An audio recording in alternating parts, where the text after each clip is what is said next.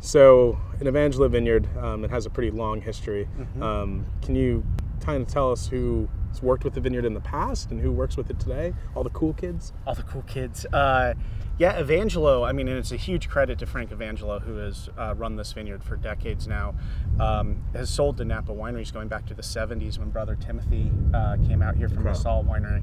Because no one was coming out here, right? I mean, it was it was getting shipped up to British Columbia for home winemakers and going into bulk wines. So. I mean, until 1990, Frank was selling like half the vineyard on boxcars up to Canada. Crazy. For home wine, which is nuts. Yeah, so, you know, starting in the 90s, though, you saw a real sort of renaissance out here. So you saw people like Douglas Danielic, who's a really underrated winemaker, making wines for Jade Mountain. He was working with the Mataro out here. Ridge was working with the Mataro and the Zin in the early 90s. Yet another example of, like, we think we found something and Paul Draper found it 30 years ago. Pretty much every vineyard we go into, it's either his dad or Paul Draper has touched it at one point. Like, we found this, and like, oh, this went to Ridge in 1977. You're like, fuck. We're not that cool. And now, now, you know, years later, who's out here now working? Who are the friends out here now? It's a pretty fun group that we've got here now. So, you know, just working up out of the Zinfandel, you know, Turley buys some of it and it goes into Duarte, their blend here, which is blended with Maury Vineyard, another vineyard we farm on the other side of the town, and Salvador Vineyard. And we got to give a shout out to Tegan, because Tegan is the one who originally brought you out here. We should tell that story as well. So who else works out here besides Turley? So Turley, you got Nathan Candler, his little label called Precedent. He's a great winemaker. He makes the wines at Thomas Fogarty in Santa Cruz.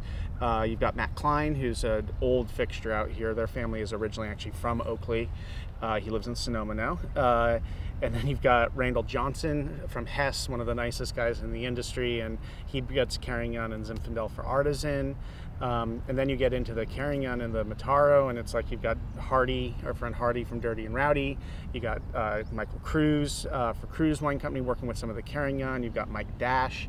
You got Chris Scanlon out here. You've got Bertus von Ziel, who makes the wines for T-Vine.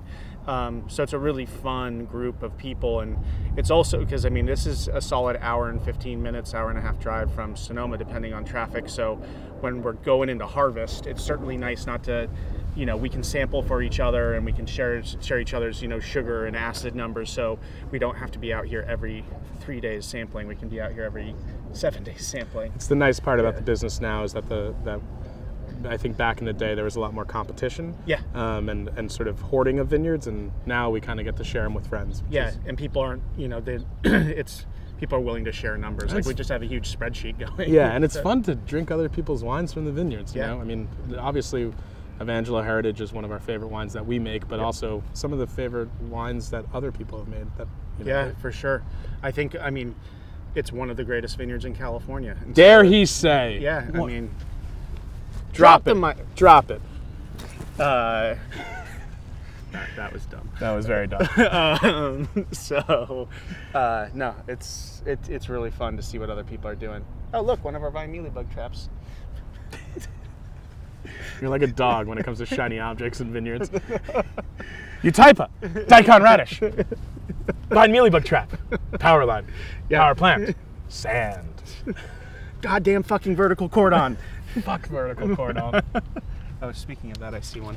Up, Morgan sees a vertical cordon. There he goes. He's attacking the vine. Oh, wow, well done. Perfect cut. Look at the style, look at the finesse. Amazing.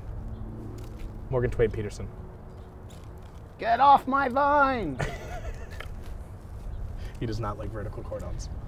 We are looking for the traditional gobelet. No vertical cordons, gobelet. Am I clapping too much? Oh, look at this. Whoa, styling. All right.